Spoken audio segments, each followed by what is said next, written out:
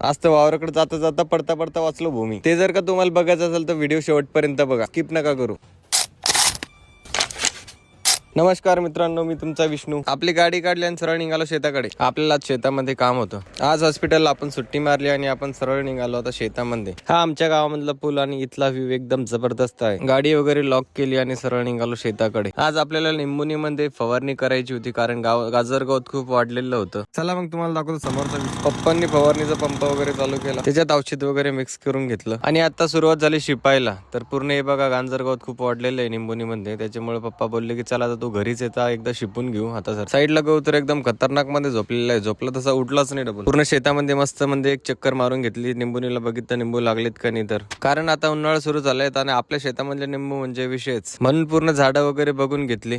चक्कर मारताना एक लक्षात आलं, निंबुनीला झाडायला पाण्याची गरज आहे, कारण निंबुनीत झाडाची पानं पिवळे पडताना दिसतात. कमेंट मध्ये तुम्ही पण सांगा की काय करायला पाहिजे नेमकं. शेतकऱ्याची लाईफ सोपी नाही रे भाऊ, मेहनती तेवढीच आहे आणि ते पेशन्स पण तेवढेच ठेवतात. मी सिटीतून गावाकडे शिफ्ट झालो तेव्हापासून कळते मला शेतकऱ्याची खरी मेहनत, मेनली म्हणजे माझ्या वडिलांची मेहनत. आता मी आलो दुसऱ्या शेतामध्ये, चला तर बघूया. आपण तिकडे गहू लावलेला, गहू तर एकदम जोरदार आले होते. त्या कमेंट मध्ये सांगा हे झाड कोणतं आहे. तर फवारणी मारून झाली आणि आपण आता निघालो घराकडे. ऊनच एवढं तपतं की चेहऱ्याच्या रुमात सोडायचं कामच नाही पडलं. चला तर आपण आपल्या गाडीकडे जाऊया. आता आपली गाडी काढली आणि सरळ निघायचं आता घराकडे. शेतातलं काम पूर्णपणे आटपलं. घरी पोहोचलो, गाडी सावलीत लावून दिली, चेहऱ्याचा रुमाल वगैरे सोडून घेतला. एवढं खतरनाक ऊन होतं बाहेर. ब्लॉग आवडला असेल तर फॉलो नक्की करून घ्या मित्रांनो.